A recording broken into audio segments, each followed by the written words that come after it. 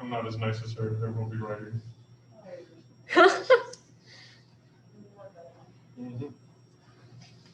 Okay, so let me know when I need to write, Mr. Seifert. Yep. So you all good? Yep, Class we are. in session? We are ready. Class is in session. Okay, cool. Okay, so yeah, I didn't know if you caught that, Trevin, but you're going to want something to write down some stuff. Anything, maybe we can write right. Yeah. If you're around here, then he should be able to see it too. Looks like there's the border right there. Yep. Okay. Okay, so we're going to go over some conflict management techniques, things to keep in mind. And anything that I think you should write down, I'm going to have her write it down too, so it'll be really easy. You just copy things down as we go. So, the first thing that we're going to go over is goals. I'll write that down. Here, you can copy my notes if you want. And by goals, I mean, why are you having this conversation? That should be the first thing that always comes into your mind. Why am I engaging in this? Because, and this might seem kind of obvious, if there's nothing to be gained, and nothing to be lost by not having the conversation, then maybe you really don't need to be engaged in the first place.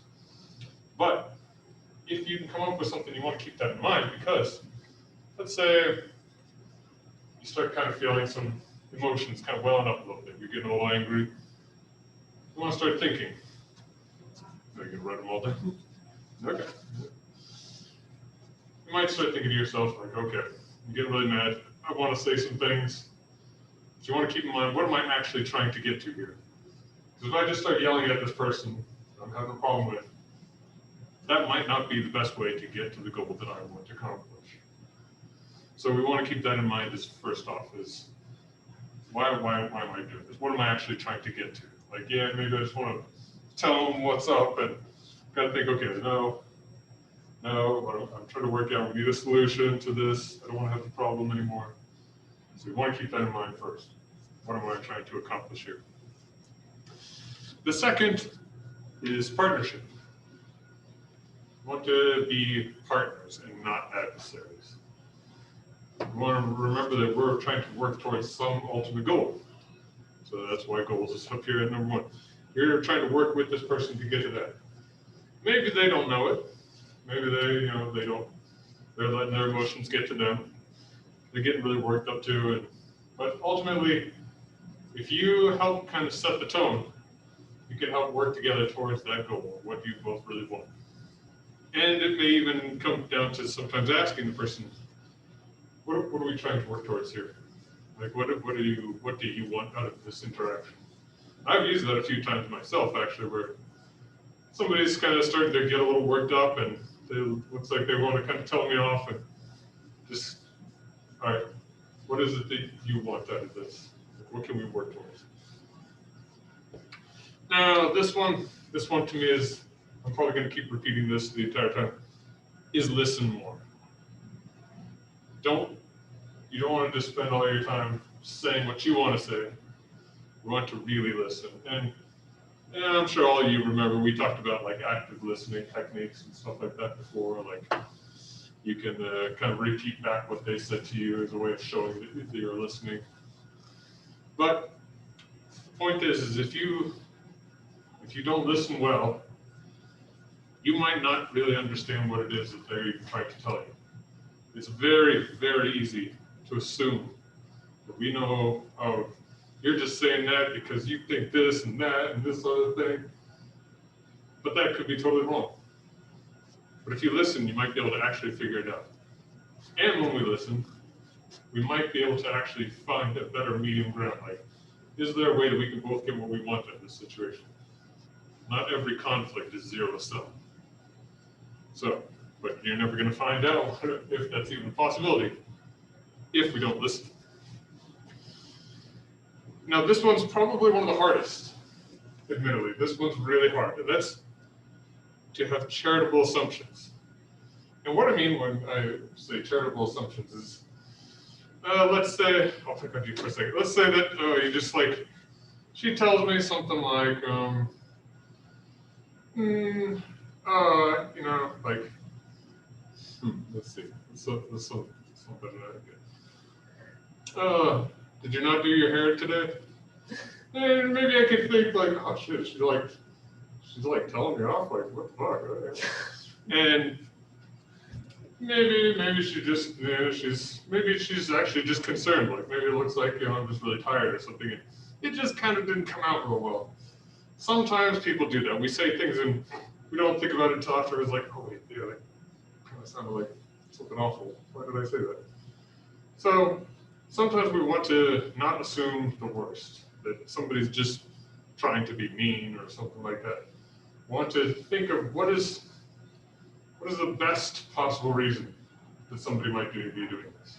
And sometimes it could be down to where maybe they did say something kind of mean. And maybe they're just in a bad mood. Maybe they just got yelled at by the boss, who's just, who was angry that day and just going off on them. And now they said something to you, but it wasn't even you that they were mad at. It spilled over. And I used to have this a lot in the job that I used to do. I'd go to people's houses and they already had a problem that I was trying to fix. And they'd start yelling at me and I'd just kind of nod like, I knew it wasn't me, they were just mad. Not at me, but they were just mad. And usually if you can be real understanding and just kind of understandable, it's amazing how fast like people will just kind of like settle back down and realize, oh shit, I'm gonna be an asshole to this person. Like, okay. But if you start reflecting it back to them, now they'll feel justified for being mean to you. They'll be like, oh, well, this person's a jerk anyway, so yeah, it's a good thing I was yelling at them. But if you can be the bigger person, you give us some charitable assumptions, we can help bring it back down. Now this one, shoot the messenger. This kind of goes along with what we were saying about listening more. It's very tempting, especially if you're talking with somebody that you know really well.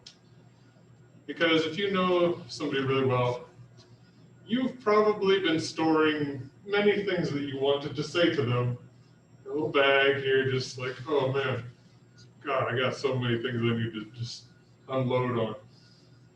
It can be real tempting to just want to go off and launch into this long rant, like, oh, okay, you know what? This has been coming a long time. Here it goes. But again, you want to remember, one, what am I actually trying to get? The goals. Two, do I even really know what it is that they're trying to get at? You listen. So before you go launching into some long message that you want to deliver, just hold off and move back to listening. Now this kind of goes along with some of the other ones we just talked about, is walking away. And that's realizing that sometimes it's not going to go well. There's just too much built up emotions. There's too many feelings are getting just really riled up, and it could be that there isn't a good way to have this conversation, at least in the night, or maybe not at all.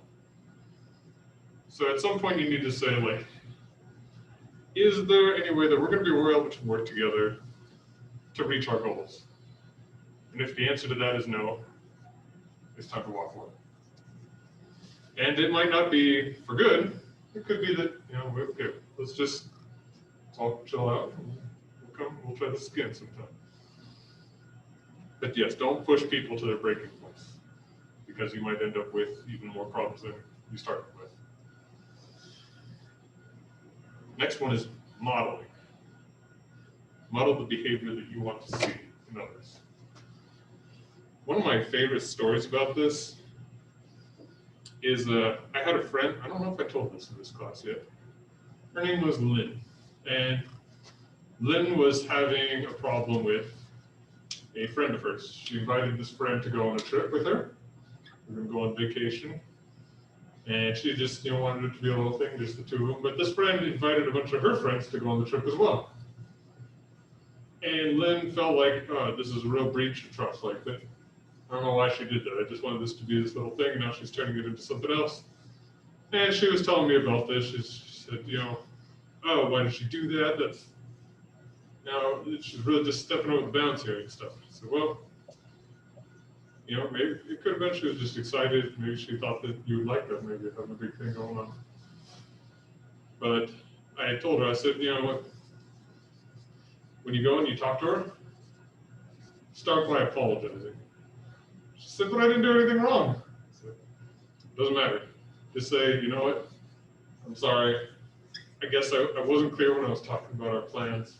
This is what I had in mind. And I don't really want it to be this big thing. She said, are you sure? I said, yes, I'm sure. I can almost guarantee you she's going to apologize right after you do. And sure enough, she came back to me like a week later. She said, holy crap, it was just like you said.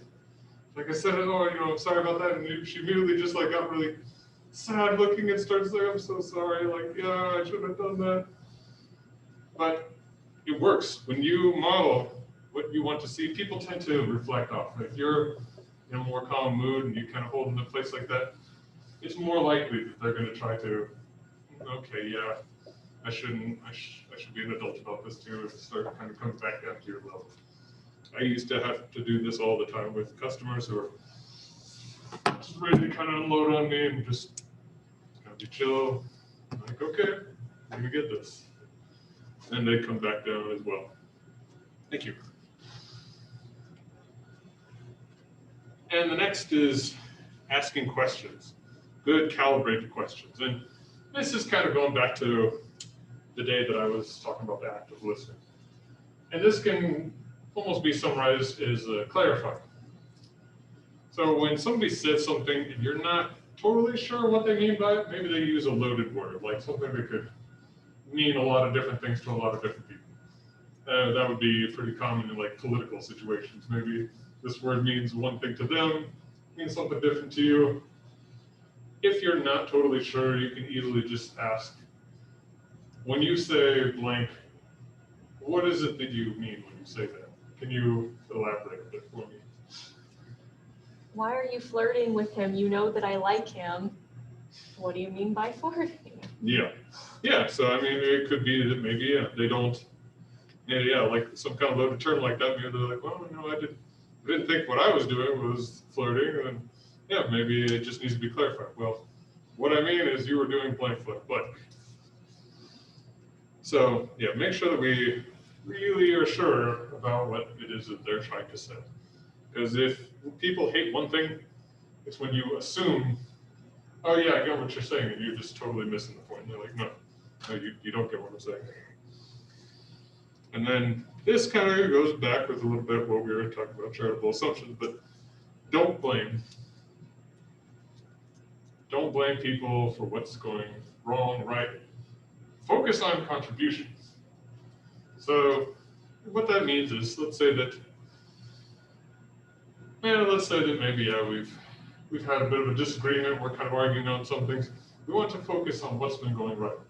So think back at the conversation, say, you know, it seems to me like we agreed on this point, and this point, and this.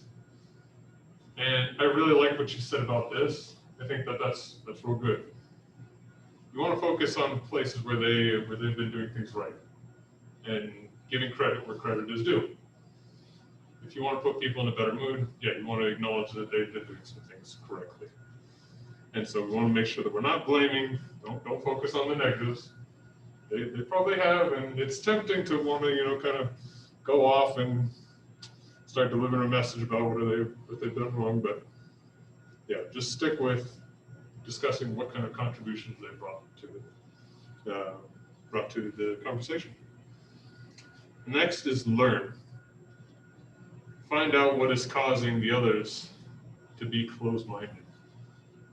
So if it just seems like, oh, they're just not listening at all. They don't, not even hearing me out. Figure out why. Like, why is it that you've gotten to this point? And what that might sound like is, let's say they're just, no, you know what? This is wrong. There's no way I'm wrong about this. Say, okay, see that this is something you're really confident in. Can you help explain to me how are you getting to this level of confidence? Try to understand what it is that's bringing them to that point. A lot of times when somebody seems really, really strongly grounded in something, it's probably not for logical reasons. It's probably very emotionally charged. And they might even be giving you these reasons, well, it's because of this and this. And if you look at their body language and they're really emotionally worked up, it's probably some emotional connection to something. And sometimes that can be the real key to figuring out what it is that's getting them so emotionally attached to this claim or this argument, or they're closing themselves off. So we want to focus on learning and figuring out, okay, I want to understand your position and why it is that this is so important to you. So kind of going back, we'll kind of see how these relate. I'm going to try to put them in order of importance here is one way you can think about it. Because one, goals is always going to be number one.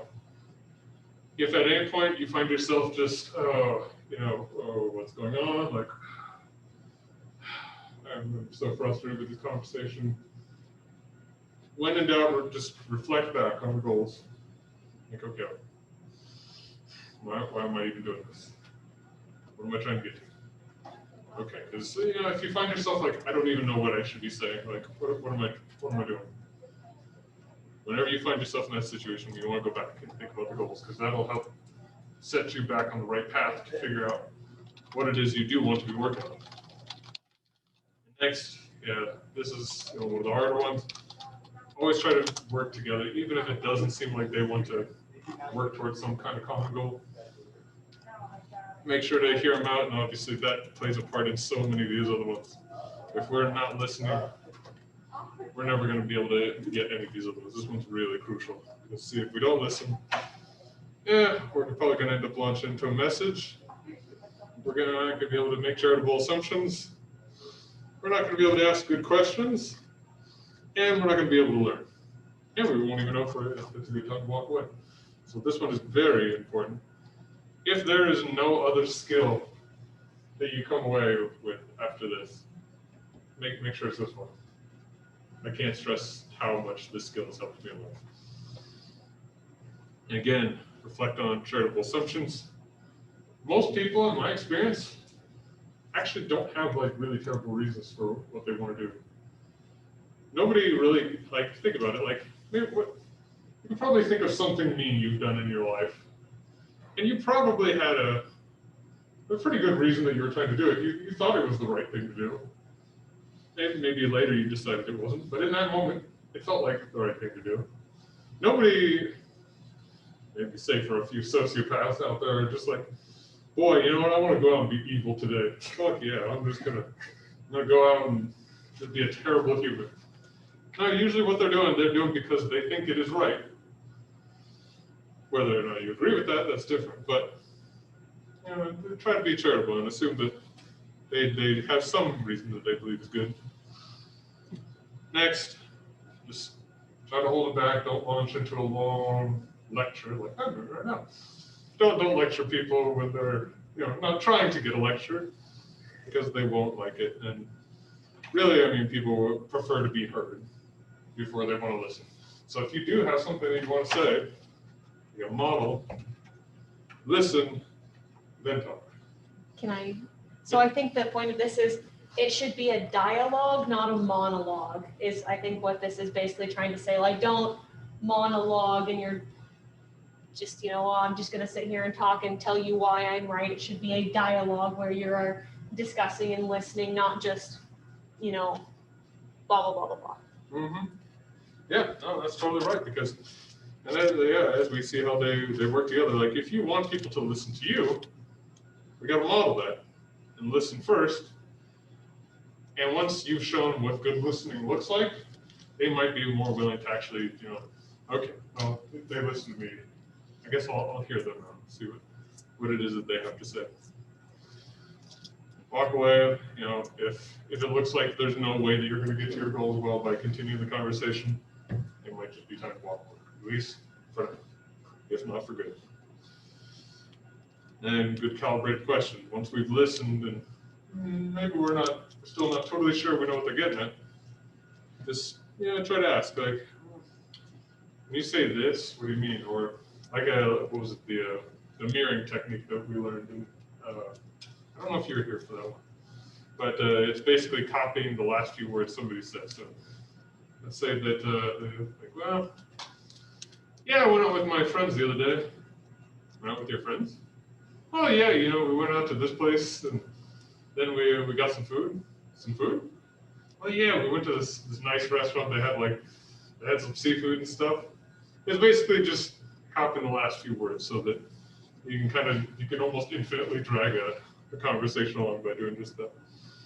But it's a good way to also show that you're listening because you're literally saying what they just said. And then don't blame, try to be charitable. Just focus on what they've done well or what they've added to the conversation. And of course learn, which we can't do if we don't listen, can't do if we're delivering messages, and if we don't ask good questions, we might not be really sure what it is that they're trying to get to. So that's why I put that as the last one. There's lots more that we could go into, but this, I think, if you can focus on these, you will already be way ahead of most people. Some of these can be really hard. For me, that was tough for me. It's so easy to be like, oh, what a shit person. And you got to think like, all right, well, yeah, maybe they had good reason in their mind, but I don't know. So how about a little discussion from you? Are there, out of curiosity, what do you think would be the hardest to do out of these, or what do you personally find difficult?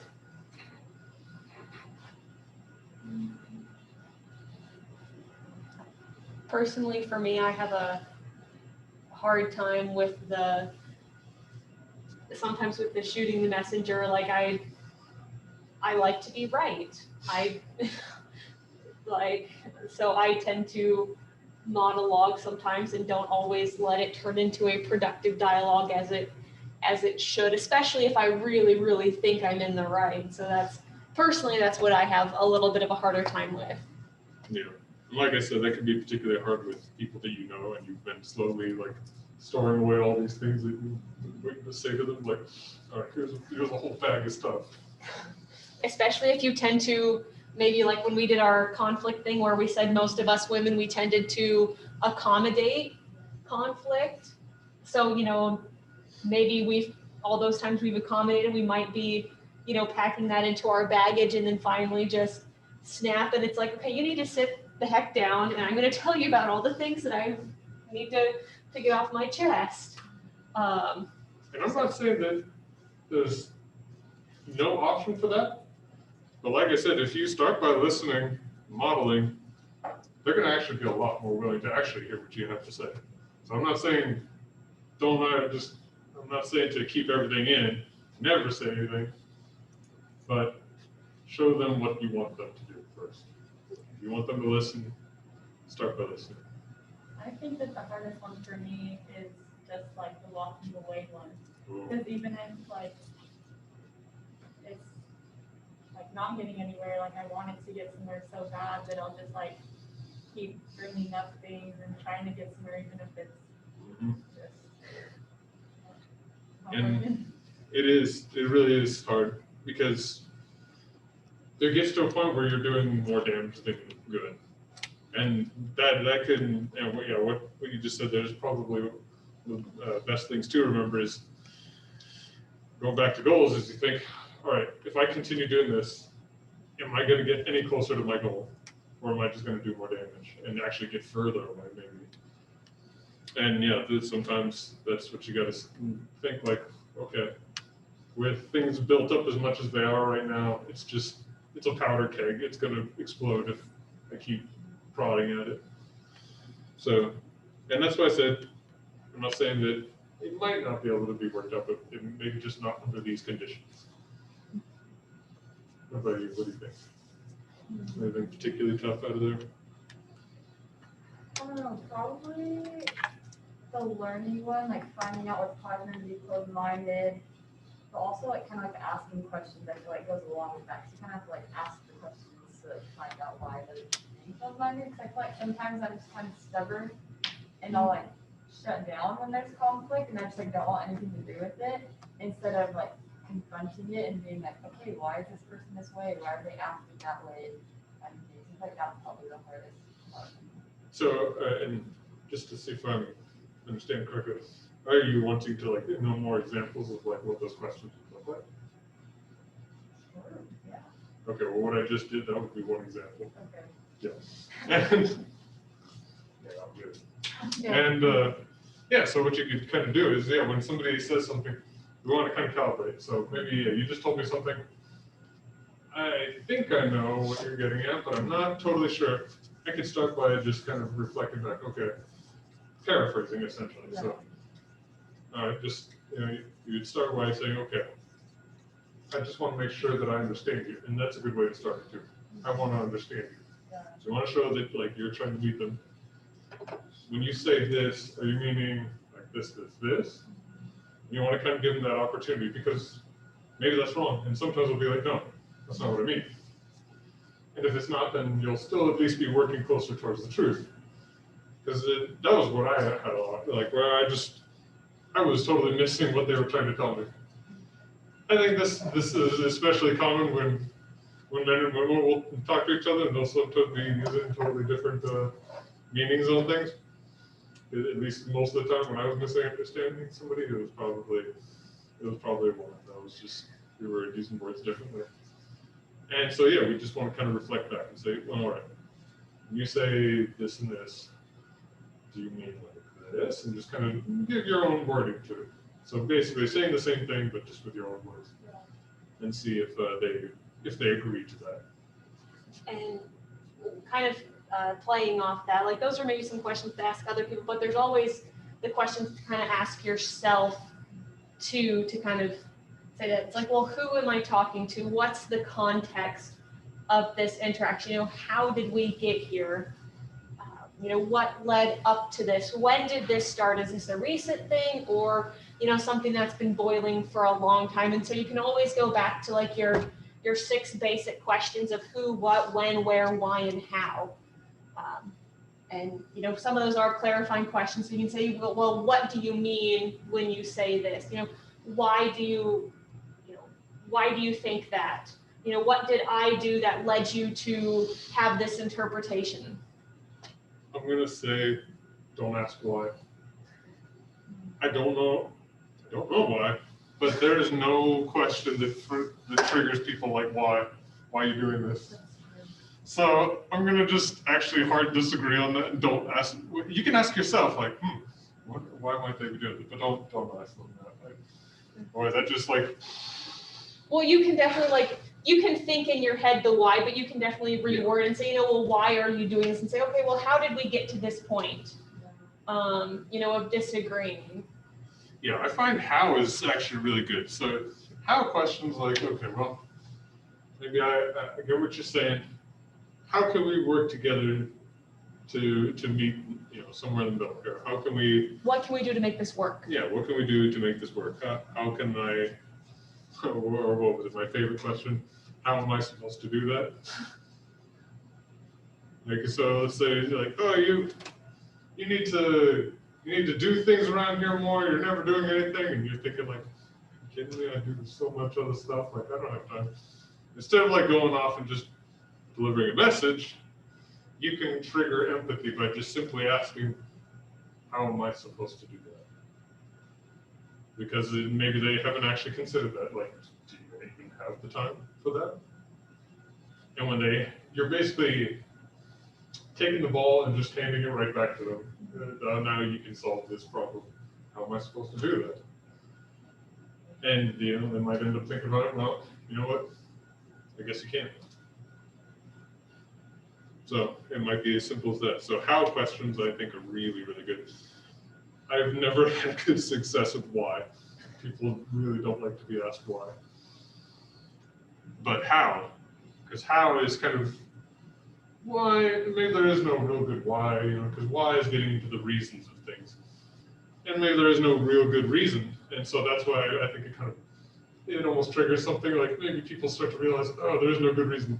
And I'm really mad that they pointed that out. So, but if you focus on how, now we're working forward. All right. Who cares about why it happened? Yeah. How do we move past this? And how can sometimes be accusatory, like, well, why are you like this, Ian? No, I was just remembering this little kid that walked up to Dallon's little nephew. Just walks up and just looks at Dallon. He's like, Dallon, why are you like that? Yeah. Yeah, instead of, but there's definitely ways to kind of ask that question without being so accusatory of the why. Because some people can get very defensive, and you can't control other people, but you can figure out how to ask questions better to maybe minimize the percent chance of them reacting negatively. How about you, Trevin? Got any, or what would you find the most difficult? Maybe. Are you with us? The one that I would say that the most difficult, I don't know. The one that bothers me the most is like when people make like assumptions. Mm. That one probably bothers me the most, honestly. Yeah. Yeah, I guess I didn't even like focus too much on the other side of it, but yeah, that kind of goes back to why we model. Like, why do we assume these charitable assumptions? Well, we want them to do it too. You know, we want them to be able to actually take a look, like where is it that you're actually coming from? But to get that kind of response, you want to start show them what that looks like, what you want them to do.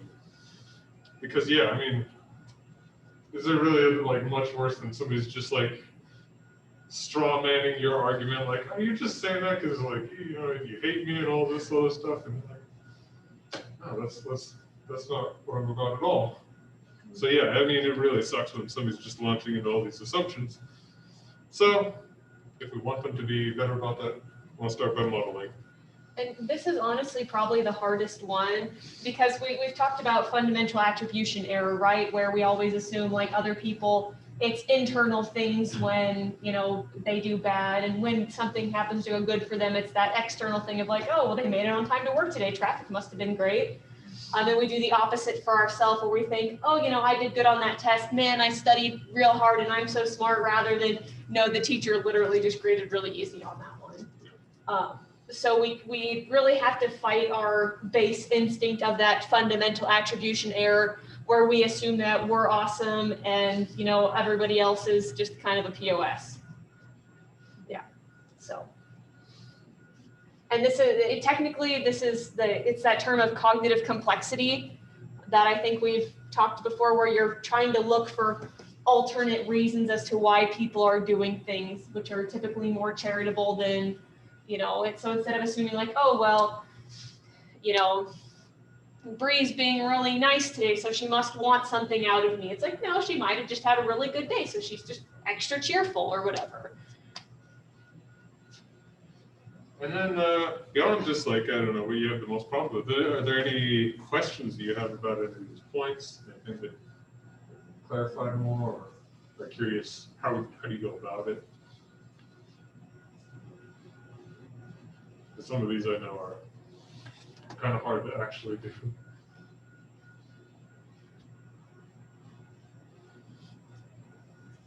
That goes for you too, Trevor. No, I don't have any questions. Do you have a good example of like the don't blame one, and like instead just like talking about like contributions? Yeah, that one can be kind of difficult, because I mean, it kind of falls back to some of the other things like charitable assumptions and things like that. So let me think of a good example story. Okay, I had this colleague who, yeah, she was something different, and I had to work really, really hard to do this, and it was very difficult. So yeah, she was often trying to instigate little spats and stuff like that, and it was very hard for me to have charitable assumptions, but I tried, and because I didn't want to actually, let it turn into bad things, I would have to think about the conversation. Like, she was sometimes maybe being kind of passive aggressive or something like that, and like what I used to do is like I would actually just try to maybe take some passive, kind of compliments that are clearly just supposed to be kind of like backhanded comments. And, and I would try to like be thankful. Oh, well, thanks for acknowledging that. I'm glad you pay attention to those kinds of things. And it seems like you're really observant. You notice quite a bit of stuff going on here. And it can take a little practice to say those kinds of things without sounding like really, patronizing or sarcastic. But yeah, you want to basically think of what, again, kind of, it becomes a little easier if you can get practice at this. This is essentially taking the most charitable assumption of what it could mean, and okay, let me think, like, what would be the nicest possible reason that they could have done that? And then focus on that, and then maybe some kind of a compliment based on that. All right, it seems like you've put a lot of thought into this issue, and I appreciate that it means enough to you that you've given the time to think about this. So yeah, maybe they're just kind of unloading on you and nitpicking at all these little things, but we can think of it. All right, well, they've put a lot of concentration and thought into this, so maybe I'll kind of give them credit for that. But, all right, well, you've clearly put some time into this. It could be that they brought some things to your attention that you just did not know. And so we could thank them for that. And, it may, again, just be some negative things, or you can just kind of take a step back and be like, I'm glad you told me these things. I didn't know this. This is new for me, and I'm sorry I was unaware of these things, but I appreciate that you brought this to my attention. Yeah. Thank you for providing the opportunity for me to improve. Yeah, and it's hard. It is really hard because you just really have to like take that pride and just try to swallow it whole. And okay, here we go. So if I had to say, next to this, because you almost can't even do this until you start getting good at that. But yeah, that's probably one of the hardest. This is really hard. But again, this is a good one to keep in mind because it's easy to remember like, oh, I wish they would do that. Or I wish they'd quit assuming all these awful things of me that aren't true. And so whenever you think that could be a good way to kind of remember modeling. It's, I wish they'd quit assuming all this shit about me. Okay, I'll stop assuming. I'll show them what I want. Or, man, I wish they would just listen. Okay, I'll listen. I'll show them what I want. So almost always, you can maybe think about it that, like just whatever you want, show them, like demonstrate what you want them to do. Like, don't be afraid to walk away if you're putting in way too much and not getting anything out of it. Like there's that sunken cost fallacy or whatever that, oh, I've already put so much effort in, I may as well stick it out.